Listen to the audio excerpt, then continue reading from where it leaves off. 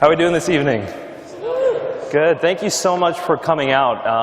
I am right now just absolutely thrilled to be here. This event wouldn't have happened. It was put together very recently, and it was a joint effort between folks here at Emory University as well as at RZIM, and so I'm thrilled. Thank you so much for organizing this. Can we give all the volunteers and all the organizers a round of applause?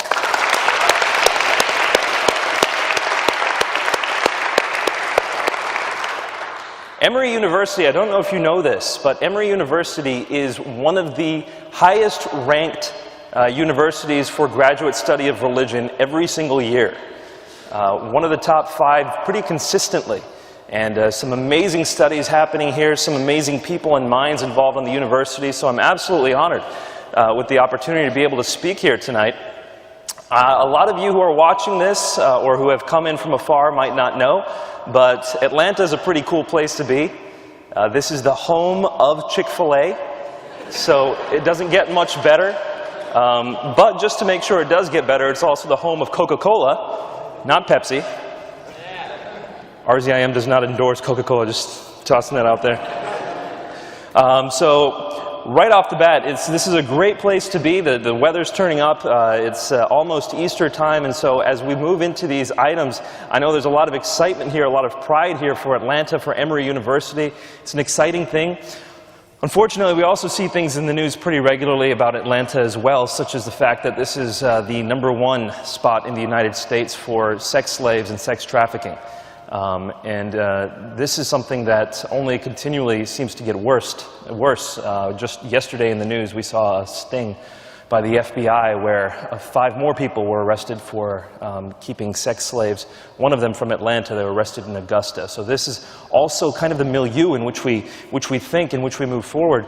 So being here in Atlanta, we have some great things to be excited about, but we also have some things to be very seriously considering about the world around us. And I think Christianity and the gospel, specifically Easter, and what we're going to be talking about in a few moments, has a lot to say about both joy and about suffering, the suffering of those who are right here in Atlanta under this kind of slavery.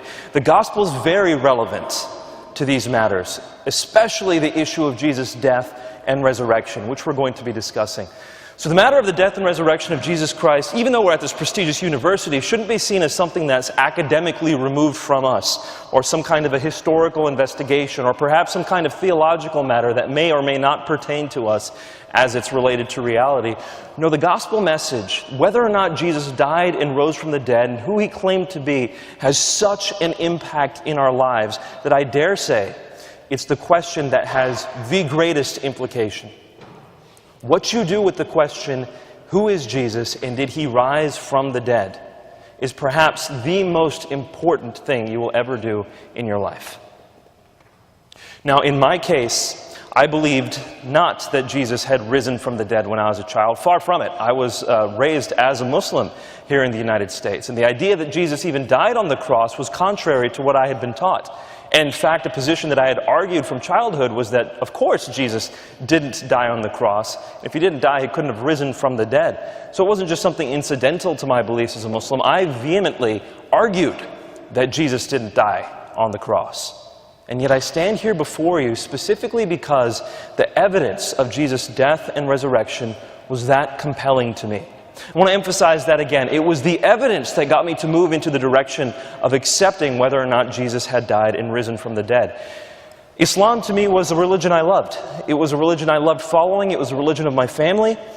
And for me, it would cost a lot to accept this message of Easter. But the evidence was that compelling, and I hope to present that information to you today. If you're wrestling with these matters, I'm here to assure you that the evidence is quite strong. Now, some people might say, Nabeel, the idea of Jesus rising from the dead, how could that possibly be something that we can investigate historically? And this is a pretty common assertion, that historians can only investigate that which falls under the realm of naturalism. The idea of whether Jesus had risen from the dead or not falls outside of that question. And in fact, there was an author very recently who wrote a book. The book's called Zealot. The author's name is Reza Aslan. He's a Muslim scholar in the southwestern part of the United States. He argues that exact same thing. As a Muslim, he argues that if you believe Jesus has risen from the dead, You're believing in something that requires faith. It's not a good historical assertion. Well, is that really the case? We know back from the Enlightenment era that Hume argued similar matters, that any kind of miracle cannot be argued from an evidential or historical perspective. And even to today, Hume's thought keeps impacting biblical scholars. Reza Aslan is not one, but people like Bart Ehrman have argued on the record that you cannot investigate the resurrection historically. It's a miracle if it happened, and miracles are outside the realm of history. So right off the bat, before we dive into these things, it's important that we clarify our semantics, because unless we're on the same page, we're not going to be able to move forward. How we're defining history today is those set of events that happened in the past. That set of events that happened in the past, that's history. The narrow definition of history, that set of events which we can only explain naturalistically, is what a lot of historians assume before they address the question. Well, you can see the problem right off the bat. If historians assume that history has to be done naturalistically, apart from any miracles, then before you've even looked at the question, did Jesus rise from the dead, you've already answered it by saying, no, that's not a historical thing we can take a look at.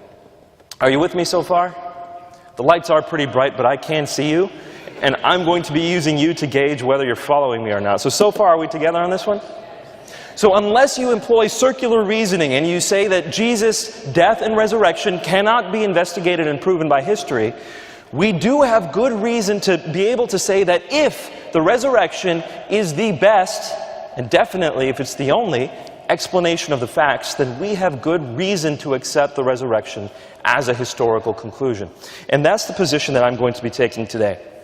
The last thing I'm going to look at before delving into the evidence is, what about this idea of faith and religion?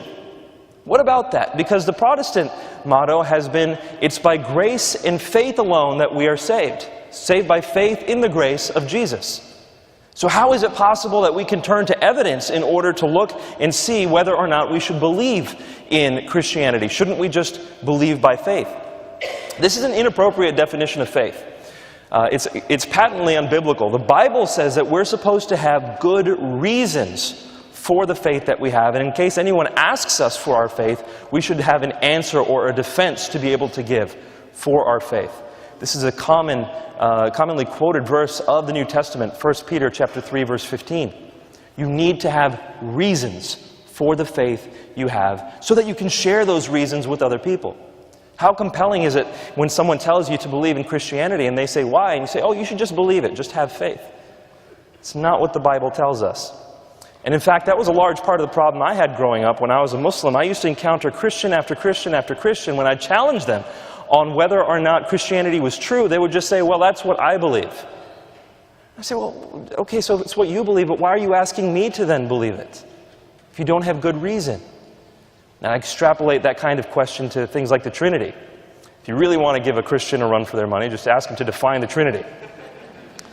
And they'll say, well, the Trinity is the idea that God is three in one. What does that mean? It's a mystery. No, the only mystery here is why you believe this. God is three in one. What is he, a shampoo bottle? No, give me the explanation of what Jesus is. And so, as I'm investigating Christianity, I'm running into these problems that people are not willing to give an explanation for their faith. And I'm challenging you here today, if you are a Christian, make sure you stand by that command of 1 Peter 3:15 to be ready to give a defense for the faith that you have. Now, the resurrection is pivotal for that.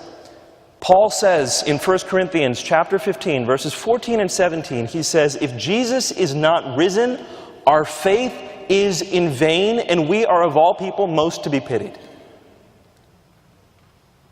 Notice he's not saying whether Jesus is risen or not, this belief helps us get through life, which is how a lot of people interpret religion, as a crutch to help you get through life, as a crutch to help you deal with death. That's not what Paul is saying. Paul is saying the exact opposite. If this did not happen, if Jesus is not risen, our faith is in vain, and we are of all people most to be pitied. We're deluded. We're following a lie if Jesus is not risen. So you take a look at what Paul's asserting, and he is saying that the resurrection is the linchpin of the Christian faith. Well, what about those in the book of Acts? What about Jesus? What do they have to say about the resurrection? In the book of Acts, when people start preaching the gospel, what you don't hear them saying is, do you know you're going to get to heaven? Do you want to be saved? Do you want to live a better life? That's not the kind of thing they're saying. You see, the very first sermon from Peter in Acts chapter 2 was explicitly about, at its culmination, the resurrection. This man Jesus has risen from the dead. Repent and be baptized for the forgiveness of your sins. The resurrection. As you continue through the book of Acts, time after time after time, it's the resurrection that people are pointing to. And you might ask me, well, Nabeel, what if it's just to a specific audience? You know, Peter was talking to the Jews in that occasion. Maybe the Jews are thinking about resurrection in a certain way, and therefore it's Peter just addressing the Jews. No, interestingly enough, the first time we see something on a scale towards philosophers and towards thinkers in the Greco-Roman world is in Acts chapter 17. And here Paul is in Athens, in the Areopagus. He's speaking to not Jews, but exactly to Greco-Romans, to Stoics. As Paul goes along, he even quotes basically Greco-Roman poetry. Menander is quoted there. You also see some things that are said which are very close to the writings of Seneca, a Stoic philosopher. So you see Paul interacting with Greco-Roman poetry and philosophy, but as he does that, the culminating message once again is Jesus' resurrection. We believe in this because this man Jesus rose from the dead. Now, how does it work? How does it work? Jesus himself was asked the question. In Matthew chapter 12, Jesus was asked the question, why should we listen to you? Essentially, that's what the question was asking. People were, literally, so I can be more accurate to the source, people were saying to Jesus, Jesus, show us a sign. Show us a sign for why we should listen to the kinds of things you're saying. Jesus had just exorcised a demon-possessed boy. So they're like, show us a sign. He's like, did you not see what he just exorcised a demon? And then he responds to them and he says, an evil and adulterous generation asks for a sign. Essentially, you're ignoring this. I will not give you any sign except for the sign of Jonah. For as Jonah was in the belly of the whale for 3 days and 3 nights, so shall the Son of Man be in the heart of the earth. What is Jesus saying? He's saying, I'm going to give you one proof for the claims I am stating, and that is that as Jonah was apparently dead in the heart of a whale, I am going to be dead in the belly of the earth. Sheol is the word that's used. Sheol is the Hebrew word for the grave. But then I'm going to return. Just as Jonah returned, I am going to return. The resurrection is Jesus' statement, his proof, his epistemically provided evidence that he is actually who he claims to be. The fact of the matter is, there are a lot of religious claims where people can be just given a set of beliefs. I remember when I was talking to a Buddhist, this was my friend, I went to Old Dominion University for my undergraduate, and I had a Buddhist friend named Zach. And one day I asked Zach, and this is while I was preaching Islam to him, and I said, Zach, I've given you good reasons to accept Islam. Why should I be a Buddhist? Why should I accept the faith that you follow? Can you give me your reasons? And he said, Nabeel, I don't think you're seeing Buddhism correctly. Buddhism isn't the kind of religion that provides people reasons to believe it. It's a path that you can follow, and if you choose to follow it, you can. And I said, well, thank you. I won't. Because I need a reason to change everything that I'm doing to follow what you're doing. I need it to at least be better somehow, or to be grounded in some kind of truth. And Buddhism isn't that kind of religion, or philosophy if you want to call it. Hinduism is the same thing. It's not providing you any kind of epistemic proof for its claims. And frankly, Judaism works in the same direction. Judaism works off of testimony from further back, what people have said and passed down to their children. If you remember in the book of Joshua, it's told for people to build altars of rocks so that they can pass to their children the things that God had done. But at no point are they challenging others to find evidence for their faith. This is something that's very limited to a few religious beliefs, and Christianity is one of them. Now, you would rightly be critiquing me right now if you said, Nabeel, you're quoting the Bible pretty willy-nilly. I'm not a Christian. I don't believe in the inspiration of the Bible. Why should I accept these references that you are giving? Fair enough. And that was, in fact, the exact same challenge I gave when I was a Muslim. I don't believe in the Bible. I don't believe in its reliability. So why should I listen to the quotations you're providing? Let's look at the nature of the evidence, the historical evidence that we're going to use to build the case for the resurrection before continuing. The Bible is not one book. Some people approach the Bible as if it was one writing, and if it's biased, we throw it out, we can't use it. That is a very short-sighted way to see the Bible. The Bible is actually 66 books, 39 Old Testament, and then Jesus comes, and you have 27 New Testament books. Those books have different genres. They say different things in different ways. I'm not saying contradictory things, but they're saying different things in different ways. They have different voices in different genres. For example, you read the book of Ecclesiastes and Lamentations, those two books, you read that differently from how you would read, say, the book of Romans. The book of Romans is a book on theology. Ecclesiastes, parts of Psalms, Lamentations, are a book of the expression of the human heart. You read the book of the Gospels separately from the book of Revelation. The book of Revelation is a book of prophecy, whereas the Gospels are Greco-Roman bioi, they're historical biographies. So they have different genres. You don't approach them the same way. To do so would be to inappropriately approach the Bible in hermeneutics.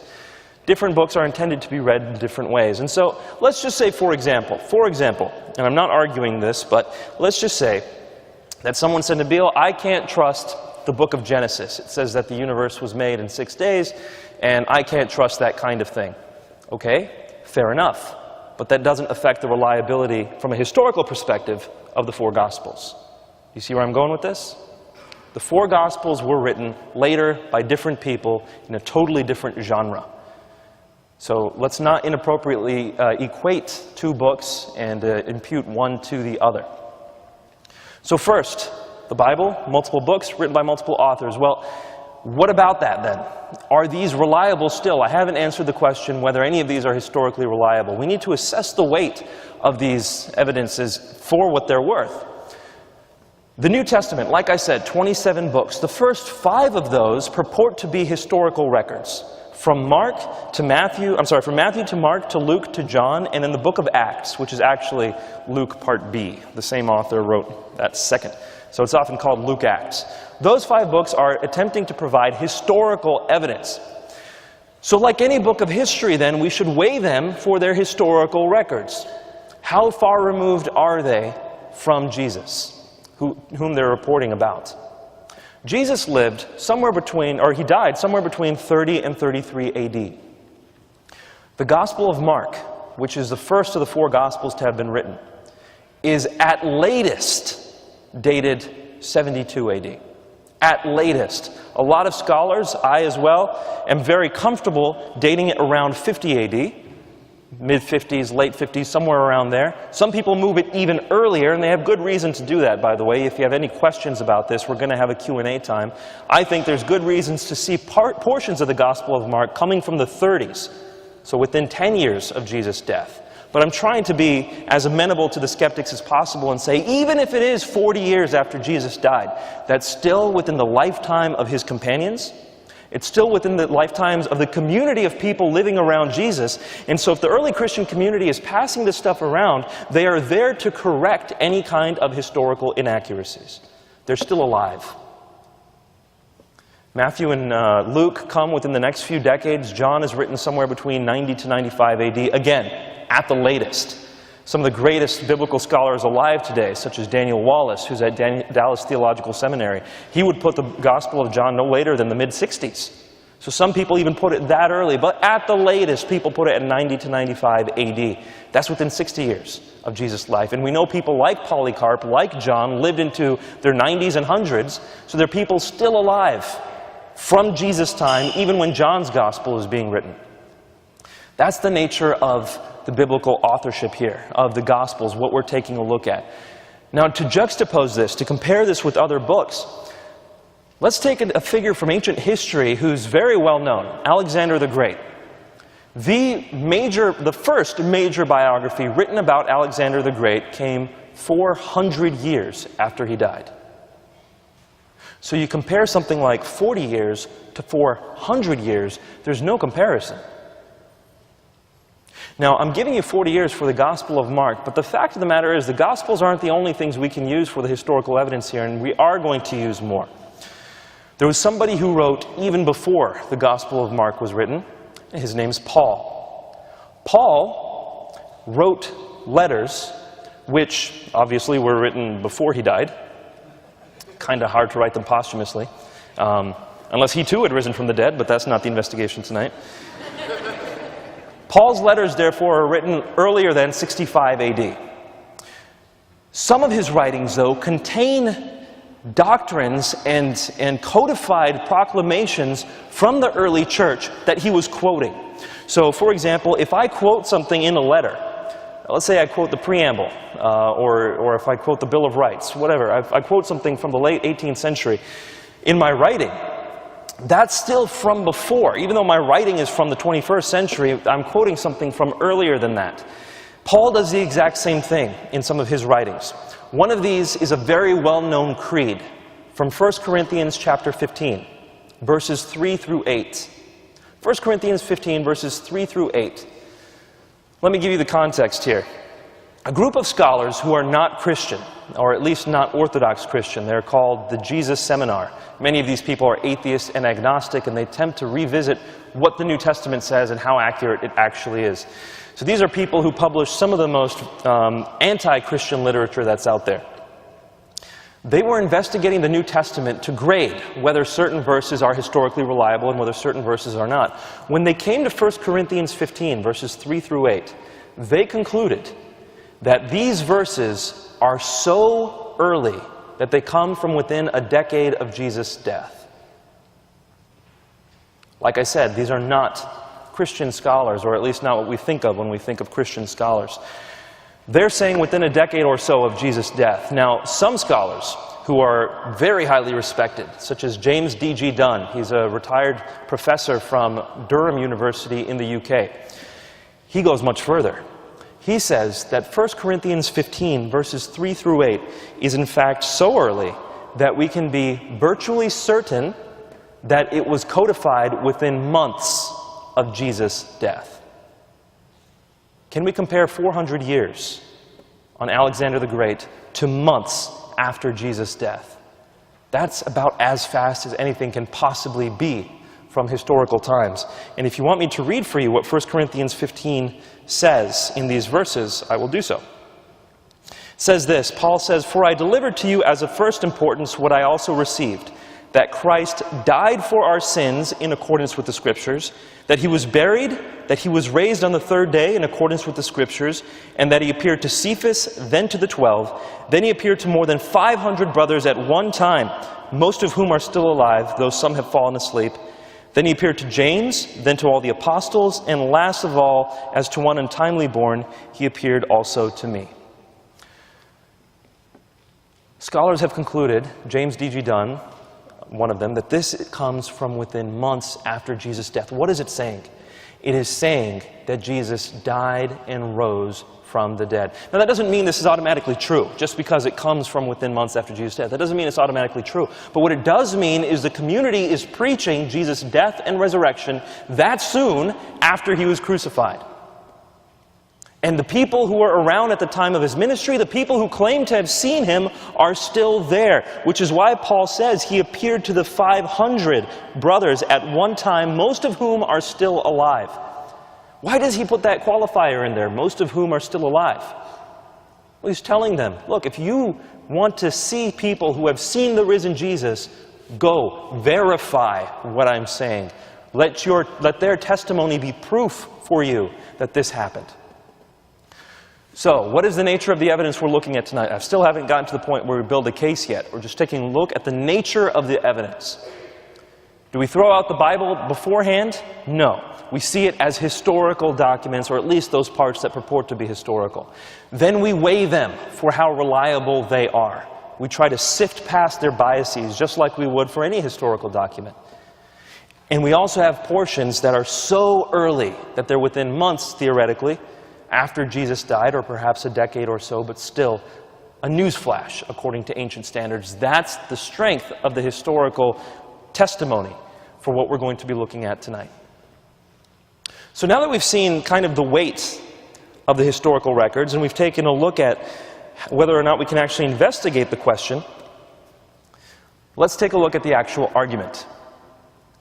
The argument that I'm going to provide for you comes from two scholars, very highly acclaimed scholars within certain circles.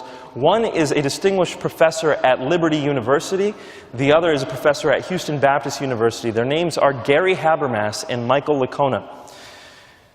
Gary Habermas is an amazing man. He himself went through an extended period of doubt regarding the resurrection, and he made it his doctoral research to investigate the historical evidence for Jesus' resurrection in the mid-70s.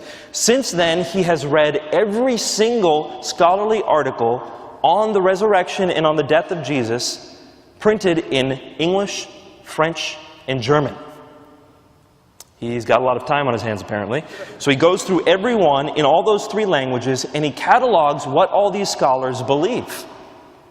Over 3,500 articles he's read, cataloging what scholars believe. Now, which scholars is he referring to? Atheist, agnostic, skeptical, Hindu, Jewish, Christian, across the theological spectrum. He takes what all of them write and he catalogs what they conclude.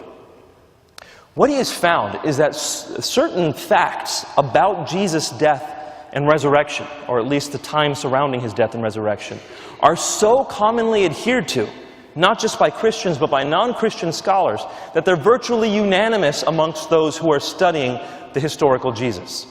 Once again, there are certain things that pretty much everyone who studies Jesus agrees about Jesus. One of those facts is that Jesus died by crucifixion. About Jesus' death by crucifixion, you have scholars across the board, once again, who agree that it happened. People like Paula Fredrickson, who's an agnostic or an atheist. You have people like Marcus Borg, Bart Ehrman, who's himself agnostic, saying things like this, that Jesus died by crucifixion is as sure as any historical fact can be. If there's anything we can know about the historical Jesus life, it's that he died by crucifixion. So the scholars across the board are saying fact number one, Jesus died by crucifixion. Fact number two that Gary Habermas points out is that the disciples of Jesus truly believed he had risen from the dead. The disciples truly believed Jesus had risen from the dead. Again, that doesn't mean he had risen from the dead, but they actually believed it. They weren't lying about it. And fact number three, that not just the disciples of Jesus believed that he had risen from the dead, but enemies of Jesus, specifically Paul, who was Saul of Tarsus, who was arresting Christians at the time, and also those who didn't follow Jesus, such as James, his brother. We know from the Gospels that James was not a follower of Jesus during his lifetime, and yet all of a sudden he becomes a follower of Jesus to when he's willing to die for the fact that Jesus had risen and appeared. So these three facts, Gary argues, as well as Michael Licona, argue that are solidly established within the historical record. So let's take a look at the reasons why we can believe that these three facts occurred. Fact number one, did Jesus die by crucifixion or not? The process of crucifixion during Roman history was so thorough that no one in all of Roman history that's been recorded ever survived a full crucifixion. Not one person ever survived a full crucifixion. Why? Let's take a look at what a crucifixion is. When someone is going to be crucified, and I'm sorry if this gets a bit graphic, but the fact of the matter is there are people who deny the death of Jesus on the cross. I was one of them. Throughout my young adulthood, I denied that Jesus died on the cross. But when I saw this evidence, for me, this was so compelling that it challenged me, it shook me to my core. Because the Quran says Jesus did not die by crucifixion, and yet here was the evidence. Here, take a listen to this.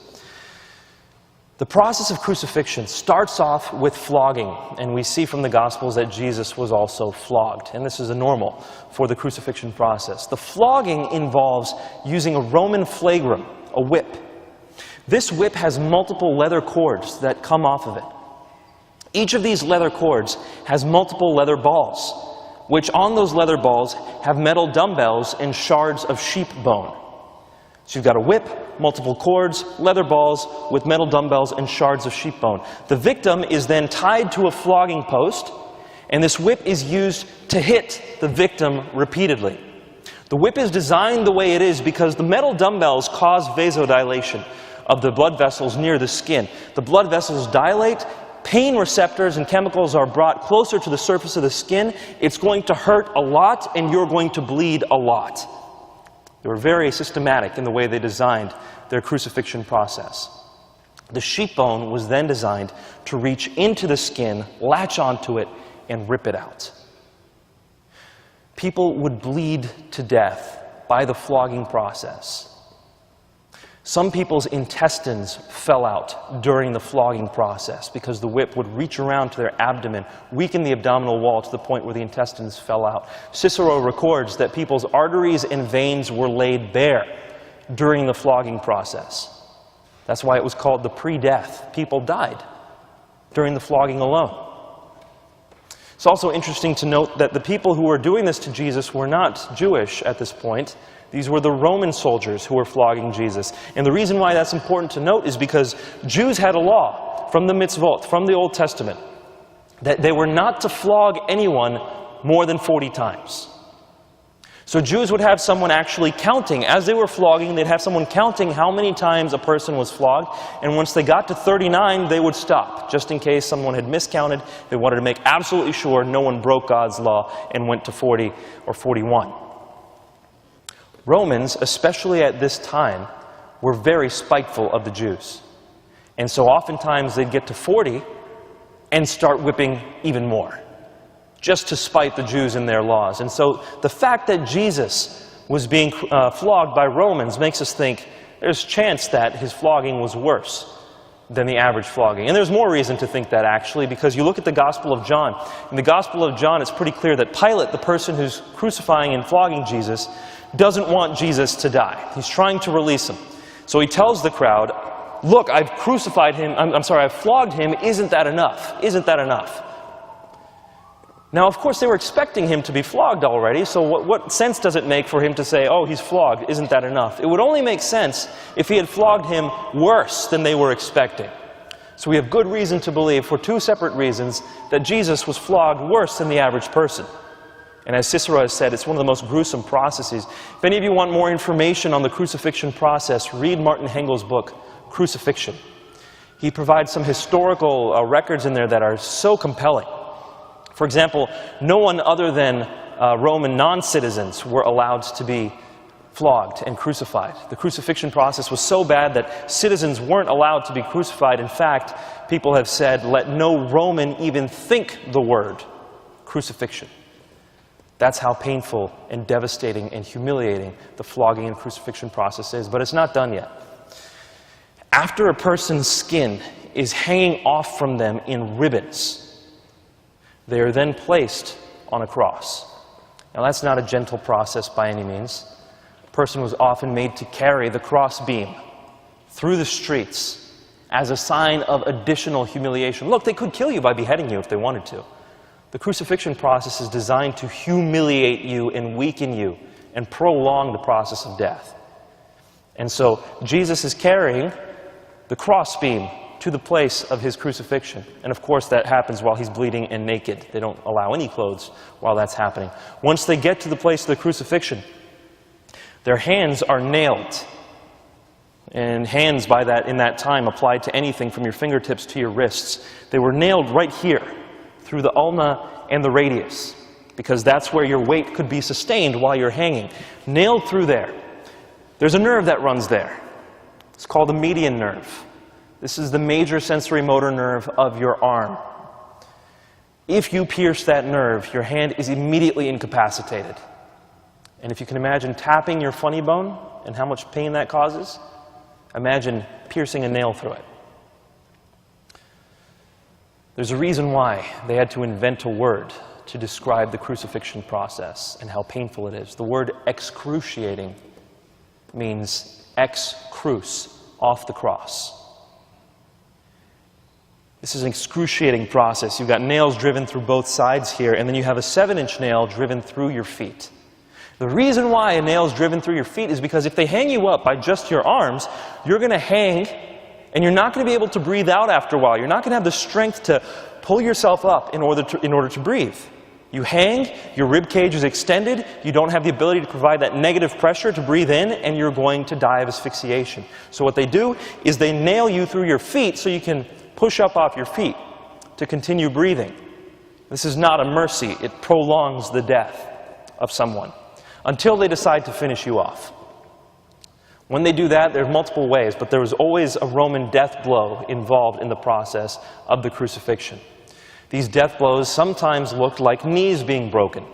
You see in the Gospels that the people next to Jesus, their knees are broken. Why is that? Because if you break someone's knees, they can no longer push up in order to breathe. So they die by suffocating. Or sometimes bodies were lit on fire while still on the cross. In fact, when the Jews were revolting after Jesus' death, right before the temple was destroyed, one of the things that the Romans did was they crucified Jews in various positions and lit their bodies on fire all around the city of Jerusalem. It said that their bodies lit up the place like torches. People's bodies would be lit on fire. Sometimes people's bodies would be taken down and thrown to a pit of dogs, and the dogs would eat them. In fact, scholar John Dominic Crossan says this is likely what happened to Jesus. He's a member of the Jesus Seminar. You can tell he's not Christian belief. He says that Jesus' body was fed to dogs. Sometimes people's heads were crushed. Now Jesus, what happened to him?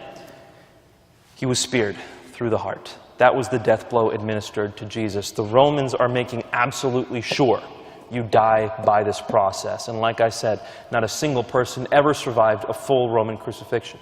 I throw the word full in there because one person is recorded to have survived a partial crucifixion. He was put up on the cross and immediately taken down because a general saw him and recognized him as a friend. So he said, "Take him down." This was Josephus.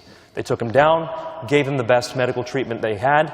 In fact, 3 were taken down at once. 2 of them died. 1 survived. That's the only person ever recorded to survive any part of a crucifixion, but no one ever survived a full Roman crucifixion. For these reasons, scholars take a look at the evidence and they conclude across the board, Jesus died by crucifixion under Pontius Pilate.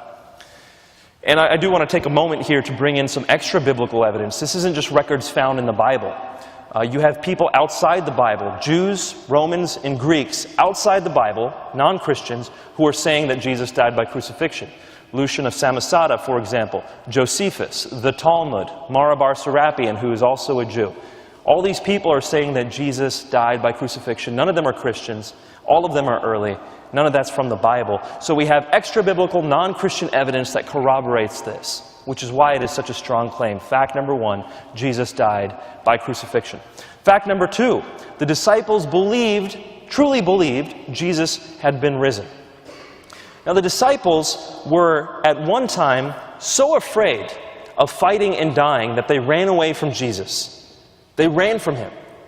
They weren't willing to stick around when Jesus was being arrested. But something happened. And shortly after Jesus' crucifixion, these people are so willing to say that Jesus had risen and appeared to them that they're all transformed to the point where they're willing to die for this belief. They're willing to die for the sake that Jesus had risen and appeared to them. Something transformed them from essentially cowards to essentially bold enough to not be afraid of death. What was it? What could that possibly be?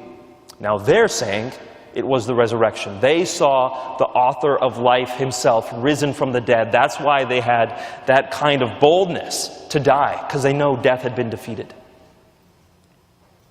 But on top of that, we have other reason to believe that they were telling the truth, and that is something very pithy that Mike Licona says. He says, liars make poor martyrs.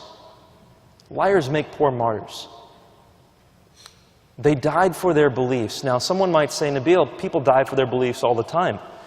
We saw people in 9/11 willing to kill themselves for the sake of their beliefs. Are they right too? That's not the point I'm making. Because what people believe today and are willing to die for is usually beliefs that were taught to them from the ancient past. The disciples were testifying to something they would have seen with their own eyes. Not something that they had been taught, something they would know to be true or not. And that's why they make poor martyrs, and they're probably not lying. If they were lying, they'd make poor martyrs. So, did the disciples honestly believe Jesus had risen from the dead? Across the board, Gary Habermas has said over 90% of the scholars who study this say yes, and we've just provided the reasons. Finally, fact number 3, did enemies of Jesus believe that he had risen and appeared to them? Now, Paul, like I said earlier, was someone who was arresting Christians. He had no reason to accept or want to see the risen Jesus. He hadn't followed Jesus. He hadn't been one of his disciples. In fact, he was a student of a top rabbi of the time, Gamaliel, one of the highest rabbis, and he was one of his best students. He had power coming his way. He had plenty of reason to want to stay within the Orthodox sect of Judaism and not follow this new Christian subsection of Jews. So why in the world would he have been willing to die, and in fact did die, for the claim that Jesus had risen from the dead? Once again, the argument is made that he truly believed Jesus had risen from the dead. Now, whether he's right or not, we haven't gotten to yet. But he at least truly believed Jesus had risen from the dead. And James as well, the brother of Jesus. You take a look at Mark chapter 6, and what you find is that Jesus' family is not following him. Jesus' family is not one of those who is agreeing with the early Christian community. They're saying Jesus is out of his mind. But James, the brother of Jesus, we see in the book of Acts, and we also see from extra-biblical evidence, that James, in fact, was not just a follower of Jesus, he became a leader of the church in Jerusalem. And then he was killed for believing Jesus had risen from the dead. The evidence that he was killed is found extra-biblically, like I said, in Josephus, in the 2nd century Hegesippus as well. We have good records showing that James and Paul, neither of which were following Jesus, were willing to go to their death for the fact that Jesus had risen. Therefore, they believed Jesus had truly risen. Are you with me so far on these 3 facts? Jesus died by crucifixion, the disciples truly believed he had risen from the dead, and the enemies of Jesus truly believed he had risen from the dead. Here is the job of a historian, and this is where we draw everything together. The job of a historian is to take evidence and facts from history and provide an account that best explains those facts. You see an array of facts. What theory best explains those facts? If you have a theory that strains the facts, that's a bad historical conclusion. If you have a theory that accounts for the facts very well and comfortably, that's a good historical conclusion. Now, it should be said up front, no theory accounts for all the facts perfectly, but some definitely account for the facts better than other theories do. So what theory can best account for these 3 facts that we have just investigated, that virtually all scholars across the board who study this matter are in agreement with?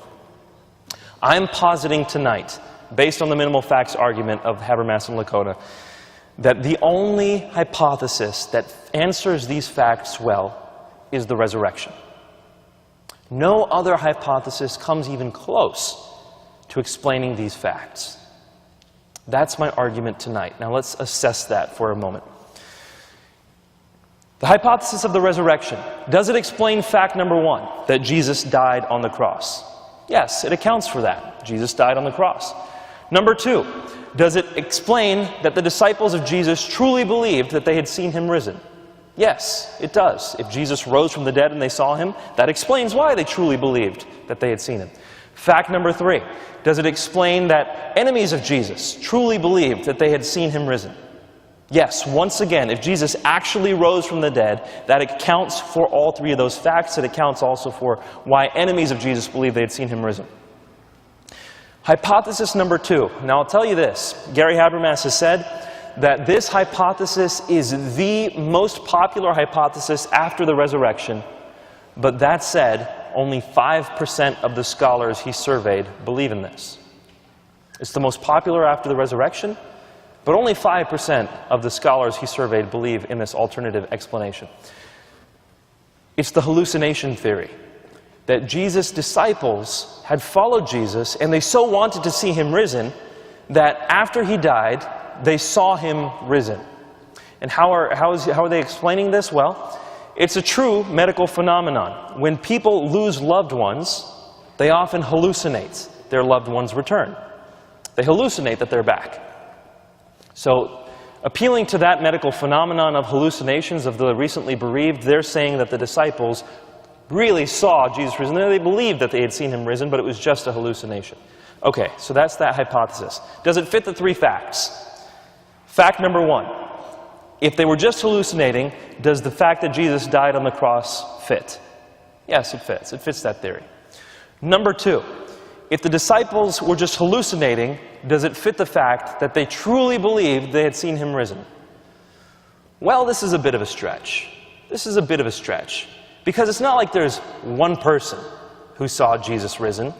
Like I said, from something that maybe as early as 6 months after Jesus, 500 people at once saw the risen Jesus, or at least believed that they had seen the risen Jesus.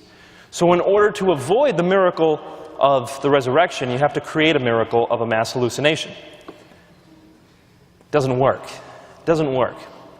But for the sake of argument, let's just say, okay, fine, it fits fact number two. Let's just say it fits fact number two.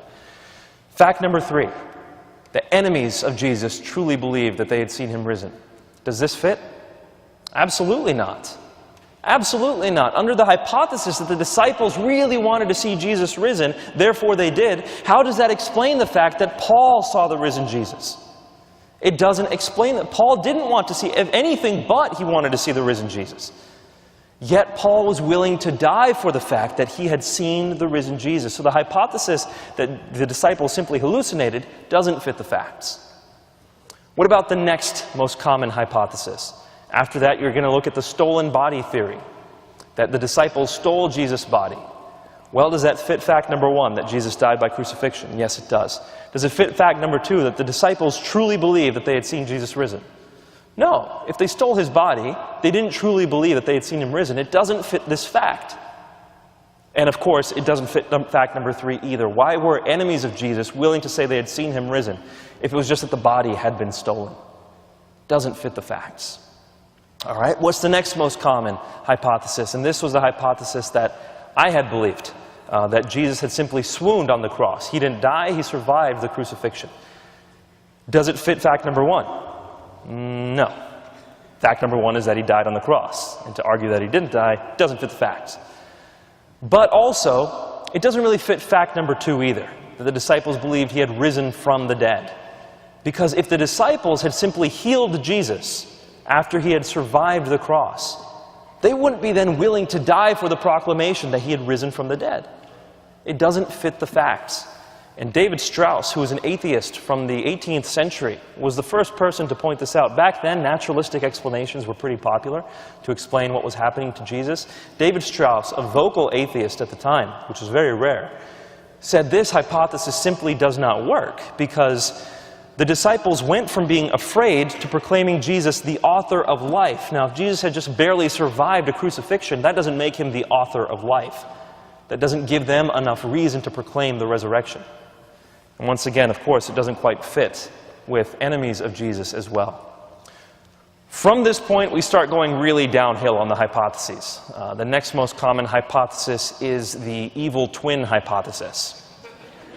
Jesus had an evil twin who saw this moment to take control and take power, and then apparently disappear. Who knows? That's the next hypothesis, not really a good one. After that, we get into the super alien hypothesis, so it just goes even further downhill. The fact is that the best explanation for the facts surrounding Jesus' death is that he rose from the dead. It's the only explanation that works well. And because it's the only explanation that works well, you have, remember how I said that after the resurrection itself, the next most common hypothesis was only subscribed to by 5% of people. There's a whole host of people in there who say this: we don't know what happened. We don't know what happened. Most of the scholars studying Jesus' life conclude, we simply don't know. There's no historical explanation that can account for these facts. Well, I think there is. It's called the resurrection. Now, the only reason why people would preclude that beforehand is if they say miracles can't count. But if you rule out miracles before you start the investigation, you're not being fair. You are being biased in your research. And you've beforehand precluded the potential, and I would say the best explanation. This is why the same scholar I talked about earlier, Reza Aslan, said this. He said, something extraordinary happened. What exactly that something was is impossible to know. Jesus' resurrection is an exceedingly difficult topic for historians to discuss. not least because it falls beyond the scope of the examination of the historical Jesus. So he's saying what most historians say. But he says, however, there is this nagging fact to consider. One after another, those who claim to have witnessed the risen Jesus went to their own gruesome deaths, refusing to recant their testimony. So even scholars like Reza Aslan, who says, we don't know what happened, he grants the facts. He's just not willing to conclude a resurrection because he thinks that would be a miracle. And I think that's exactly what happened. So, we can at least conclude that there's good reason for Christians to have faith in the resurrection of Jesus because it is the best explanation of the historical evidence. No other explanation approximates this. Now, what I want to leave you with then is the fact that this isn't just an academic lecture. This isn't just a matter we study in order to ascertain the reliability of Christianity or to see why they believe what they believe. This has real ramifications for all of us who are sitting here. If we are living in a world where only natural things happen, and post-Enlightenment, especially in the university settings, it seems to be a popular belief in the West that only natural things happen, that there is no such thing as the supernatural. What this means, what the resurrection means then, is that that is wrong. There's something more to this world, something that can bring people back from the dead. And if that is true, then what that means for you is that if it comes to a point in your life where it seems like there is no hope, if it comes to a point in your life where it seems like even death is inevitable and there's no way to escape it, well, death is not the end. There's more. There's hope no matter what. Now, if it's someone who has risen from the dead, that's what that means. But the fact that it was Jesus who had risen from the dead tells us even more. Because what Jesus had been claiming was that you could live in eternity with God, that He loves you, that God loves you, and that He will provide for you. And His resurrection was the proof He was providing for these claims. Now, if it's true that you have Jesus, He's been risen from the dead, His claims have been proven true, then what that means is that you can be with God for eternity if you follow Jesus. That means that your life here can be spent, poured out for the sake of others. That means you don't have to be worried about anything in your own life because you're in the hands of a God who's all-powerful and all-loving, who loves you in specific. That filters down to such a high level. Jesus was that person who was willing to spend time with sinners and prostitutes and tax collectors, according to the New Testament.